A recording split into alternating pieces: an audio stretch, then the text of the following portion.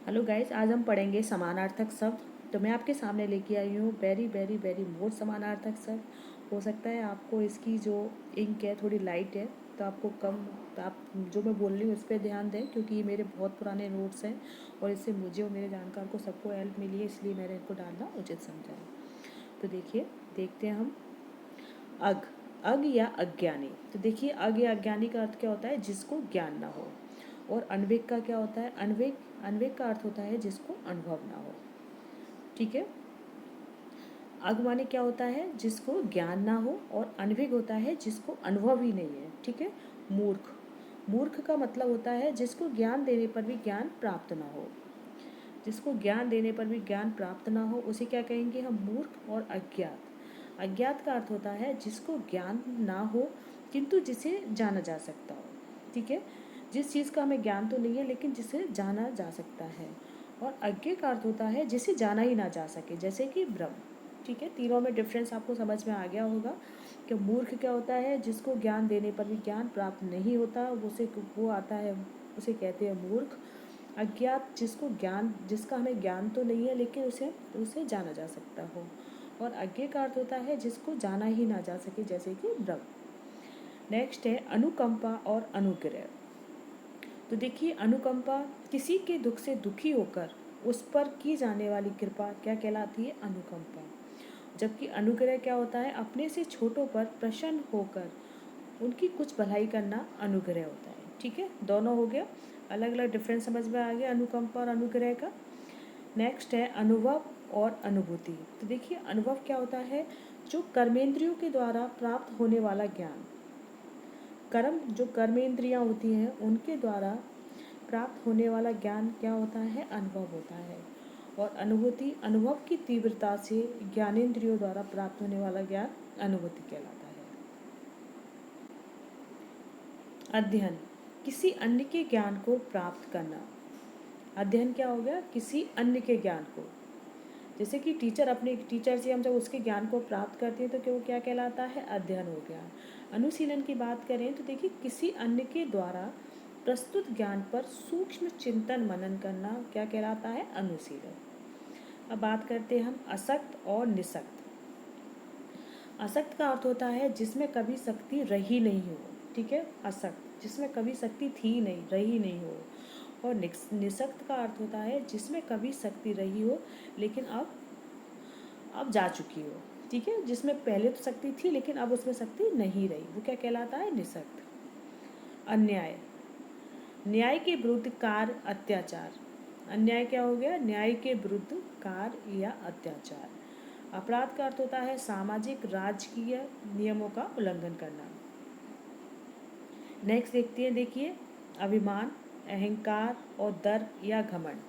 तो जब देखते हैं तो तीनों हमें सिमिलर से लगते हैं कि अभिमान, अहंकार, दर्प, घमंड में क्या अंतर, लेकिन तीनों में एक मामूली सा अंतर है। जैसे कि अभिमान, अभिमान का अर्थ क्या होता है? अपनी प्रतिष्ठा अधिक। अब अभिमान के अंतर्गत क्या होता है गाइस, कि अपनी प्रतिष्ठा को अधिक और दूसरों की प्रतिष्ठा को कम समझना। ठीक है। जो जिसमें अभिमान होता है, जिसमें बहुत ज़्यादा अभिमान होता है, वो क्या है? अपने आप को अधिक समझता है और दूसरे को अपने से कम समझता है। तो वो जो भाव होता है वो से कौन सी कैटेगरी में आता है? अभिमान की में। अब बात करें हम अहंकार की, तो अहंकार अपने आप को झूठे ही बहुत अधिक समझना। मतलब खुद में कोई क्वालिटी है ही नहीं है लेकिन अपने मन में अपने आप को बहुत ज़्यादा ज्ञानी या बहुत ज़्यादा धनी समझना, तो वो झूठी ही समझना।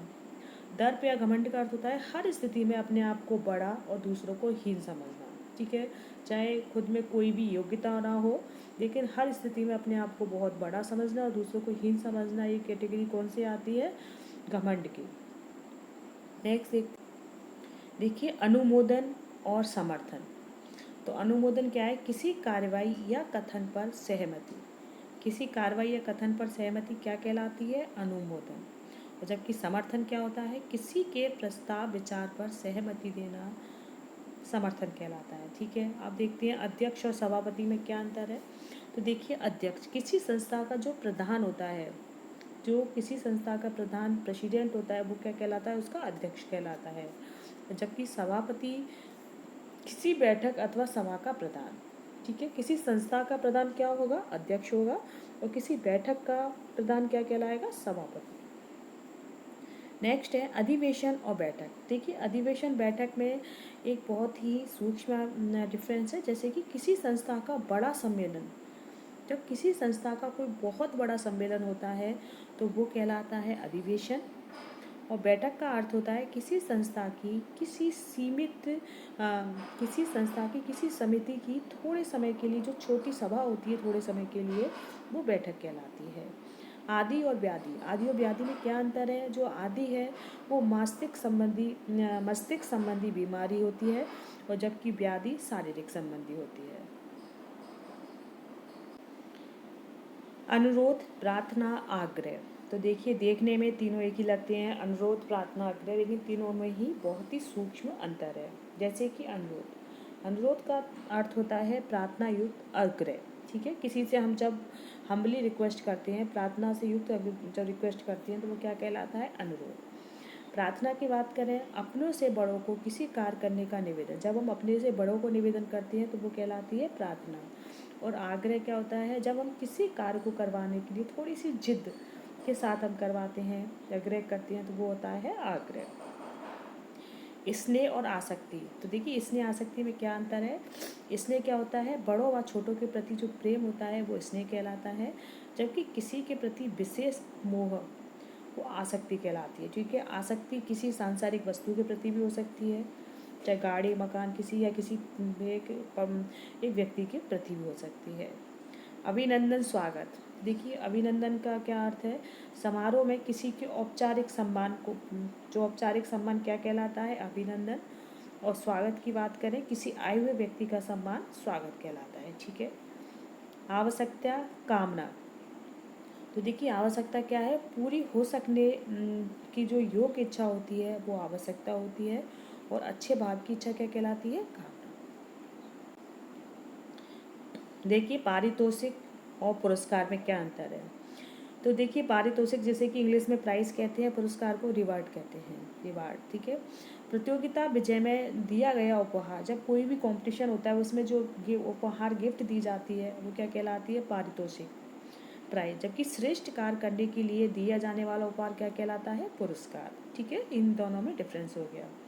नेक्स्ट है कुशल, दक्ष और निपुण। तो देखिए कुशल, दक्ष, निपुण में क्या अंतर है? तो अपने कार्य का मानसिक एवं शारीरिक शक्तियों का सही उपयोग करना क्या कहलाता है? कुशल। ठीक है, अपने कार्य का मानसिक और शारीरिक शक्तियों का सही उपयोग करना क्या कहलाता है? कुशल। दक्ष की बात करें तो देखिए हाथ पैर से किया जाने वाला कार्य को बाखूबी कर लेना, वो होता है, उसे क्या कहते हैं? दक्ष। और निपुण, अपने प्रयत्न से किसी कार्य को पक्के तौर पर योग्यता प्राप्त करना निपुण होता है। नेक्स्ट है खेद या पश्चाताप। तो देखिए अपनी या अन्य की गलती पर साधारण रूप से दुखी होना क्या कहलाता है? खेद कहलाता है। जबकि पश्चाताप की बात करें तो अपनी गलती पर होने वाला गहरा दुख। पश्चाताप में केवल अपनी खुद की गलती होती है उस पर गहरा दुख होता है, जबकि खेद अपनी या अन्य किसी की गलती पर जो साधारण रूप से जो दुखी होते हैं वो खेद कहलाता है। चतुर, चालाक। अच्छे कार्य में होशियार क्या कहलाता है? चतुर। और बुरे कार्य में निपुण चालाक कहलाता है। महोदय, महाशय, अपने से बड़ों व अधिकारियों के लिए प्रयोग महोदय कहलाता है, और अपने से बड़े व अधिकारियों के लिए प्रयोग क्या कहलाता है? महाशय कहलाता है। ठीक है। तो गाइस अगर आपको वीडियो पसंद आई हो तो प्लीज़ इसे लाइक और चैनल को सब्सक्राइब नहीं किया हो तो सब्सक्राइब ज़रूर करें, कमेंट करके बताएं आपको कैसी लगी, और ऐसी और वीडियो को देखने के लिए बेल आइकन को प्रेस ज़रूर करें। धन्यवाद।